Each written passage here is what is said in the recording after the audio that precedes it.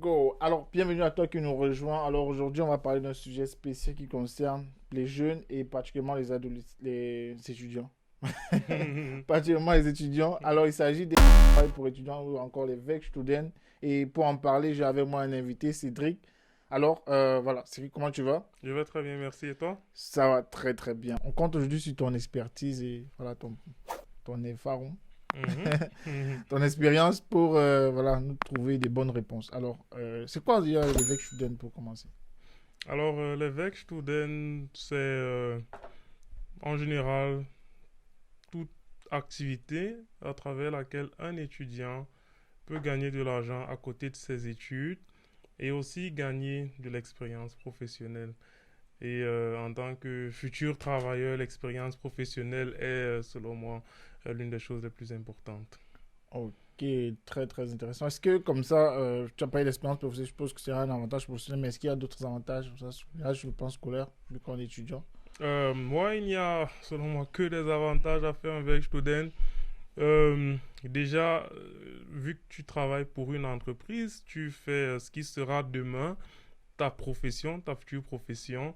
Donc, tu as déjà cet avantage-là que tu peux très rapidement te mettre dans la peau de ta future profession. Vous savez, il y a des gens qui, c'est après avoir commencé le travail que tu te rends compte que, ah, mais ce que je fais là, ça ne me plaît même pas vraiment.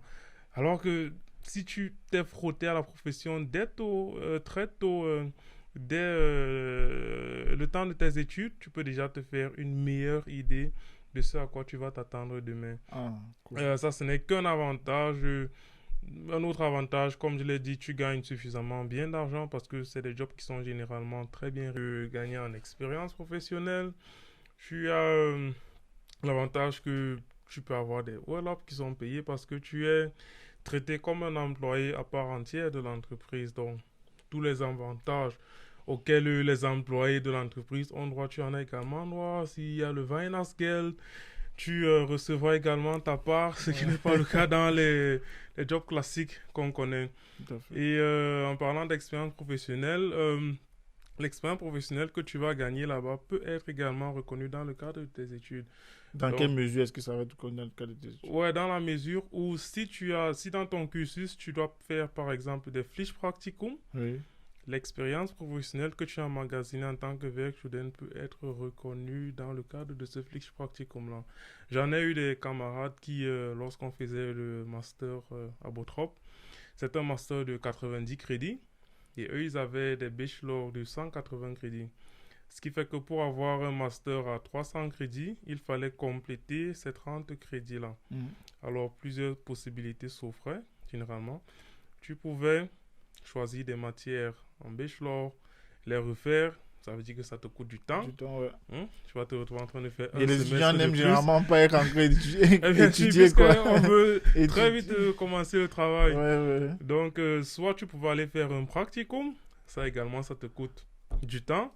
Ou alors, si tu pouvais justifier d'une expérience professionnelle quelconque, c'est-à-dire un verre tu donnes par exemple, tu pouvais l'utiliser pour Compléter. compléter Ah, ces ah, crédits-là. très, très intéressant. Il fallait juste rédiger un rapport de stage dans lequel tu décris tes tâches pour que l'entreprise, l'université se rassure que ok, ce que tu fais là est en rapport avec tes Avec tes études. études. Donc, le plus important, ça va être en rapport avec les études. Exactement, c'est même ça le fondement des Vec Student. Ah, ok, ok, ok. Et quelles sont les difficultés rencontrées pour l'évêque student? Est-ce qu'il y a des difficultés ou bien... Ouais, des difficultés, il y en a. Si tu prends par exemple celui-là qui est en peut-être au quatrième semestre Oui. de son bachelor, qui n'a aucune idée de c'est quoi le monde professionnel, il peut avoir des difficultés au début à comprendre un peu comment l'entreprise ça marche et tout, parce que l'entreprise aussi a ses réalités. Peut-être par moment, il pourra avoir aussi le stress, comme tout employé de l'entreprise, en fonction des projets sur lesquels il va travailler. Mais tout cela fait partie, selon moi, de la routine du monde Du professionnel. Et monde c'est même professionnel. un avantage, Ouais, comme je le disais tantôt, déjà. Ouais. Parce que déjà, ça te rendra encore plus professionnel plus tard. Et un autre avantage même, c'est que, étant donné que tu as emmagasiné suffisamment d'expérience professionnelle, à la fin de tes études, au moment de négocier par exemple ton premier contrat de ouais. travail, tu ne vas pas sur la même base que celui-là qui n'a que fait ses études ou qui portait les cartons à McDonald's ou quoi que ce soit. Hein. Mhm. Parce que tu as un savoir-faire dans un domaine bien précis. Oui. Et ça peut être compté, c'est même compté comme expérience professionnelle. C'est-à-dire à ce niveau, à ce moment, lors de la négociation des salaires, tu as ton mot à dire. Tu vois, parce que je causais par exemple avec une jeune sœur. Elle me disait, ah oui, mais lorsque tu vas chercher le travail, tu prends ce qu'on te donne. Ben, je lui ai dit clairement, oui, tu vas prendre ce qu'on On te te donne. donne si tu sais que tu ne vaux Tu ne rien. veux rien, ouais, Mais dès lors absolument. que tu sais que, mais non, là, je vaux quelque Sûr, chose, hein. j'apporte une C'est que- expérience. Voilà, tu... Ouais, ah, tout à fait, tout à Voilà. fait. Donc, il y a vraiment beaucoup d'avantages. Comment est-ce que malgré tous ces avantages-là, on rencontre dans notre communauté, voilà, il y a très peu qui font avec des Camerounais.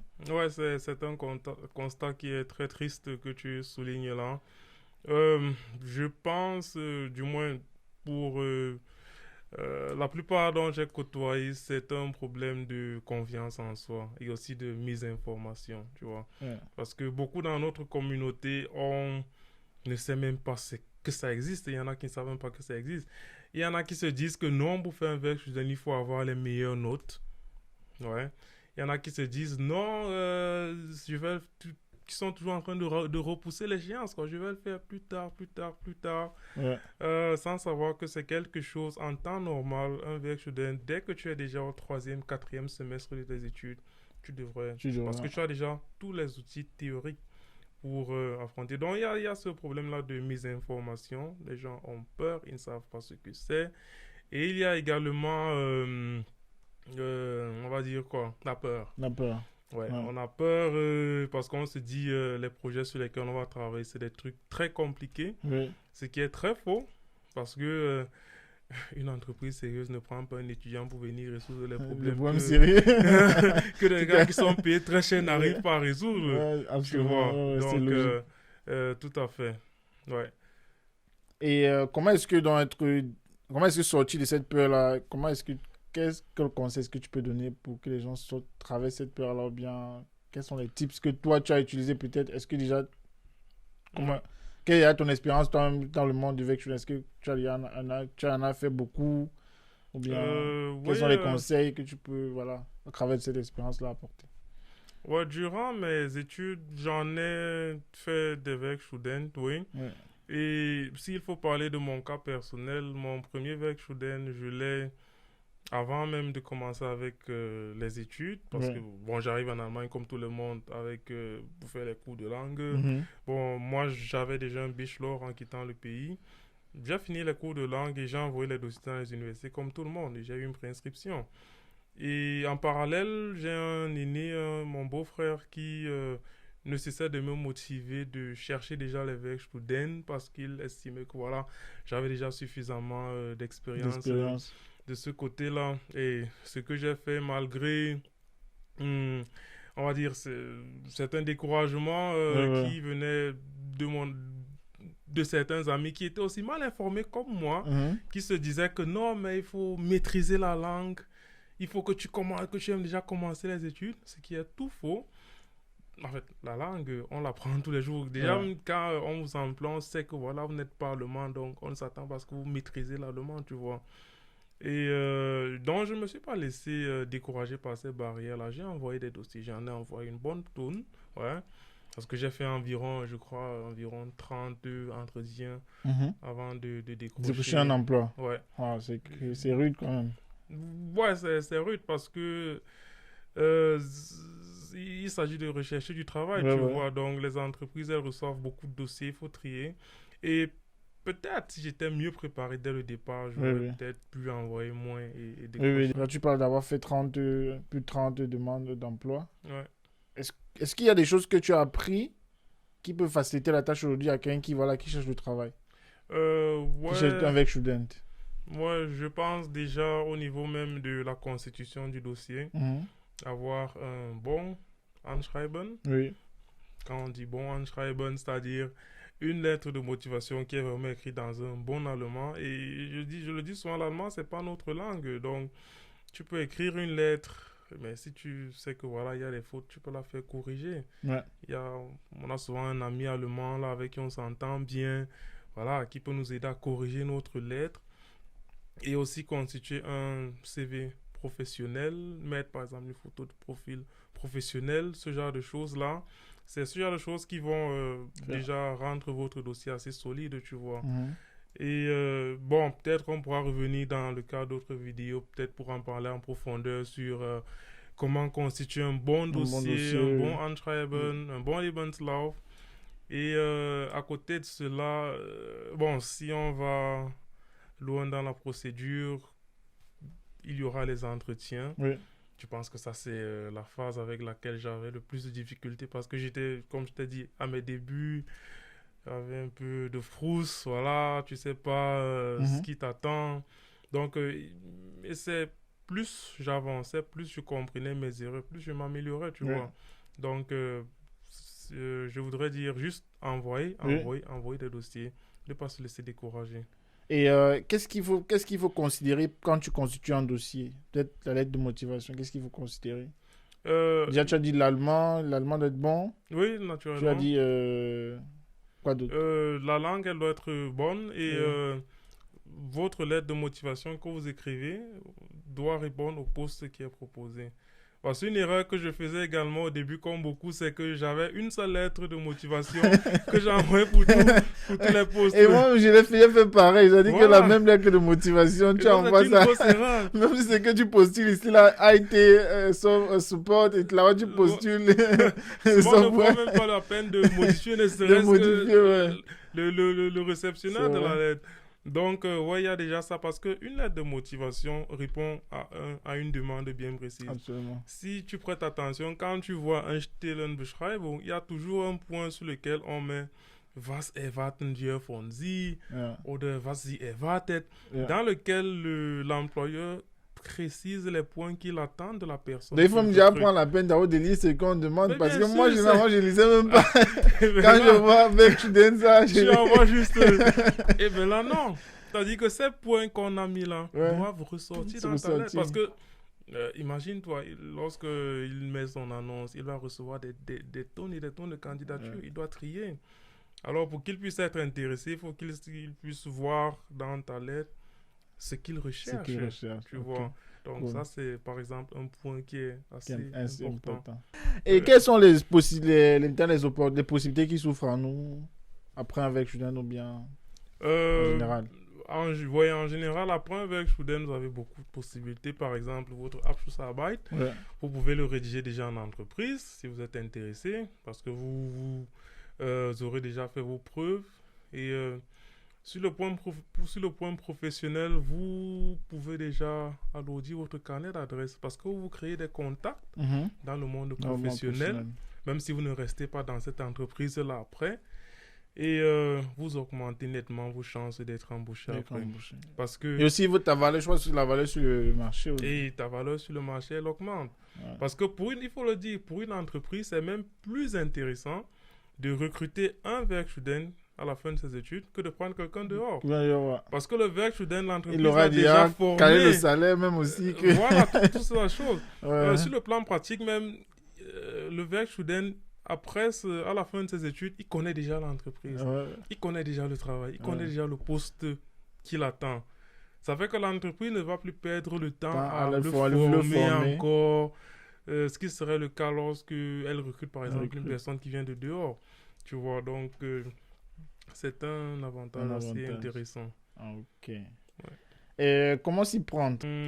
Comment s'y prendre en général, lorsque vous êtes recruté en tant que Werkstudent, comme je l'ai dit, l'entreprise n'attend pas de vous le grand génie. Ouais. Ça veut dire que l'entreprise met à votre disposition généralement ce qu'on appelle un mentor. Uh-huh. Donc c'est votre coach, c'est lui qui vous montre le travail. Donc c'est la personne avec laquelle vous devez développer la meilleure relation possible. Tu vois, parce que ton évolution dépend aussi un peu de lui, en d'autres termes. Donc comment s'y prendre, juste se donner à fond. Ouais. Parce que les débuts ne seront pas faciles, bien sûr. Si c'est ta première expérience, tu auras besoin de comprendre comment est-ce que tout ça marche. Ouais. Tu vois, mais Absolument. ouais, une fois que tu a pris ce train en marche, Ouais. là, le reste, ça Le devient reste, de la routine. ça va, le reste va... Ok, super. Je crois qu'on a fait le tour. Ou bien, est-ce que maintenant tu as des conseils ou bien... Les conseils, oui, à mes frères de la communauté camerounaise. Oui. J'ai toujours mal à chaque fois lorsque je me rends compte que c'est les Camerounais qui portent les cartons, qui livrent les lettres de la poste. Des Mais gars est-ce qui que sont... peut-être aussi c'est pas lié au salaire qu'on gagne bien en portant les cartons? Ben, ça, j'en Canaille, doute. oui. J'en doute. Mon premier verre soudain que j'ai eu, je gagnais 15 euros de l'heure. Oh, ah, waouh, waouh. C'est vrai que c'est impossible de gagner. Tu travailles 15 C'est euros de l'heure et c'est puis tu es impossible assis de dans gagner un 15 bureau euros McDo. climatisé. En plus. Tu as du café gratuit. Non, mais pour être sérieux, en Ouais. termes de rémunération, Il n'y a pas, il n'y a pas y a pas photo. photo. Je pense qu'on gagne nettement mieux en faisant un Wegstein. Ouais. Parce que en plus, généralement, tu es steuerfrei. Hein, lorsque tu gagnes moins de 850 €, Oui. voilà, tu es dans la zone où tu n'as Tu ne payes pas des impôts. aucun impôt à payer. Ok. Ouais.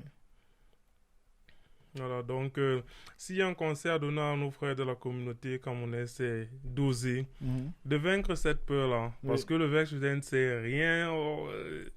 C'est-à-dire, l'entreprise n'attend pas de vous le grand magicien. Le poste consiste en quoi généralement? C'est que tu as un mitarbeiter Qui t'aide? qui est bon, ouais, Ton qui t'aide. mentor? Le mentor, il travaille sur un projet. Et généralement, ce projet-là, il y a des tâches qui sont, on va dire, des tâches de routine. Ouais. Qu'il peut faire, certes, mais qui vont lui coûter du temps. Du parce temps, que le ouais. temps, c'est Du l'argent. temps, c'est l'argent. Et c'est des tâches très simples. Raison pour laquelle on va chercher un gars qu'on veut former, à qui on va déléguer cette petite tâche-là, tu vois. Donc, vous ne serez jamais abandonné à vous-même parce que vous êtes suivi. Et je ne vois justement aucune raison d'avoir peur. Vaincre cette peur-là. C'est-à-dire, si tu es déjà au 4e semestre de tes études, commence déjà à chercher. Commence déjà à chercher. Donc, même déjà, tu as dit dès le premier semestre, on peut commencer à chercher si on a un peu. Bon, derrière. peut-être premier semestre, c'est un peu. C'est compliqué. Premier semestre de master, oui. Et master, oui, bien sûr. Puisque tu as déjà le bachelor. bachelor, tu ouais. sais déjà faire beaucoup de choses. Mais premier semestre de bachelor. C'est compliqué. Bon, sauf si peut-être tu as une expérience antérieure. Oui, antérieure, ouais. Bien tu as eu sûr. à travailler. Exactement. Le tout, c'est ça, en fait. Ouais. Et arrêtez de croire qu'il faut avoir les meilleures notes. Les meilleures notes. Qu'il ouais. faut être le meilleur. Et tout. Non. Chacun a sa chance. Oh, super. Ok, alors il était question aujourd'hui de parler de Werkstudent, le travail pour étudiants. Et voilà, on a reçu pour ce sujet Cédric qui voilà, nous a beaucoup édifié et voilà, renseigné déjà par rapport à comment est-ce qu'on peut trouver Werkstudent, comment se prendre. Et voilà, ça donnait beaucoup de conseils pratiques déjà. Voilà. Alors, n'hésite pas à t'abonner et à m'encourager en t'abonnant à la chaîne. Et voilà, tu peux également partager, ça te fait plaisir. Et on se dit à très bientôt pour un nouvel épisode, un nouvel podcast. Et voilà. Au revoir, Cédric. Au revoir et merci bien. Merci à toi également d'avoir répondu à l'invitation. Le plaisir a été le mien.